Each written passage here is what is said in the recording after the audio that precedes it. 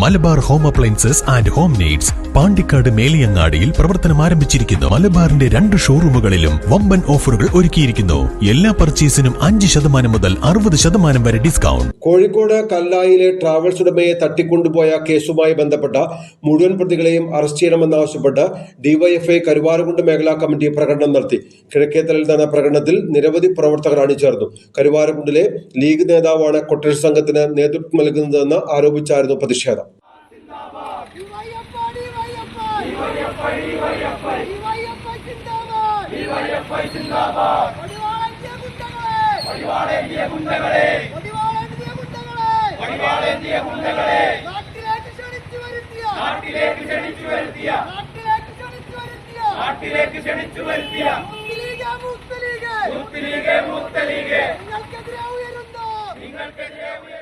കഴിഞ്ഞ ദിവസം കോഴിക്കോട് കല്ലായിയിൽ നിന്ന് കൊട്ടേഷൻ സംഘം തട്ടിക്കൊണ്ടുപോയ ട്രാവൽസ് ഉടമയെ കരുവാരക്കുണ്ട് കിഴക്കേത്തലയിലാണ് ഒളിപ്പിച്ചിരുന്നത്.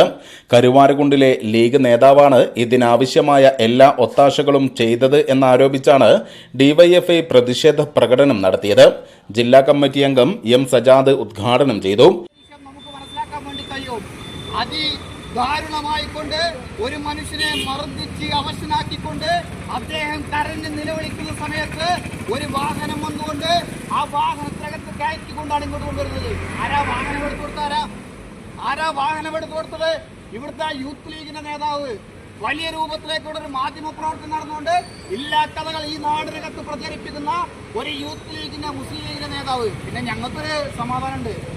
മുസ്ലിം ലീഗിനെ സംബന്ധിച്ചിടത്തോളം ഒന്നും കുട്ടിയല്ല, അവിടെ ചരിത്രത. കരുവാരക്കുണ്ടിലെ മുസ്ലിം ലീഗിലെ ചില നേതാക്കന്മാരുണ്ടല്ലോ, അവരെന്തിലൊക്കെ പ്രതികളാണ്?